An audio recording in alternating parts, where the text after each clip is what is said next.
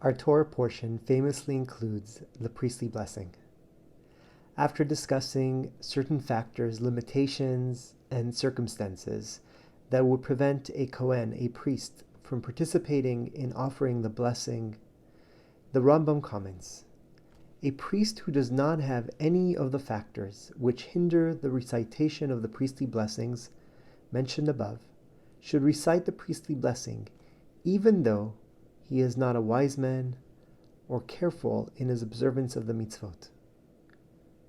The Rambam notes, "Do not wonder what good will come from the blessing of this simple person, for the reception of the blessings is not dependent on the priests, but on the Holy One, blessed be He." Allow me to build on this teaching of the Rambam and extend its meaning to our time. In the face of the plight and protest of people of color in this country, and in the face of heightened racial tensions, deep divides, social unrest, and political uncertainty, many of us might feel overwhelmed by what may seem like our inability to make any impact in this country. Like the Rambam's case of the simple and unlearned priest, we may wonder as well, what good will come from anything we do? Rambam's answer regarding this simple priest is instructive.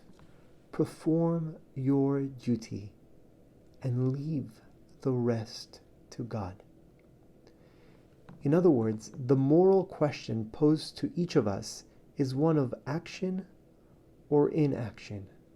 The issue of whether or not these actions will yield any results is ultimately in the hands of God. Let us never use God or what cannot be knowable to us as an excuse for our own passivity and inaction. We are also living at a time due to the coronavirus in which we as Jews are currently unable to recite the priestly blessing as a community. What, if anything, can take the place of this blessing?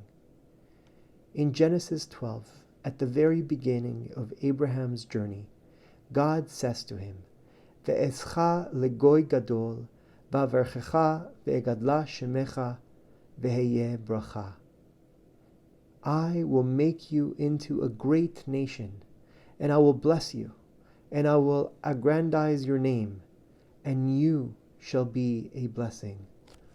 More than granting God's blessing, we are called to be a blessing. Veheye bracha, and you shall be a blessing. Later on, we learn more about what is being asked of Abraham.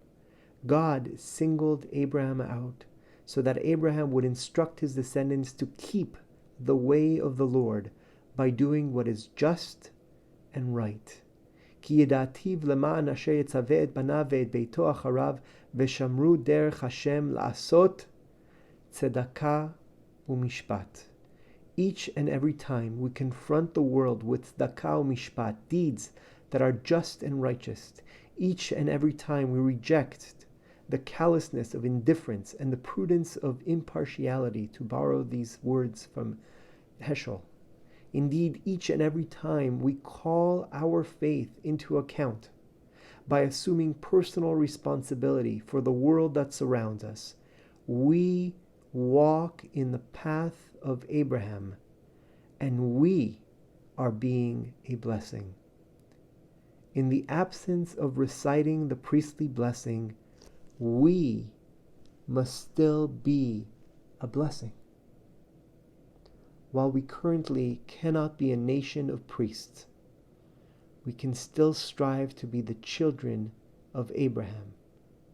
And please God, through the merits of our actions, may we become worthy again of being blessed.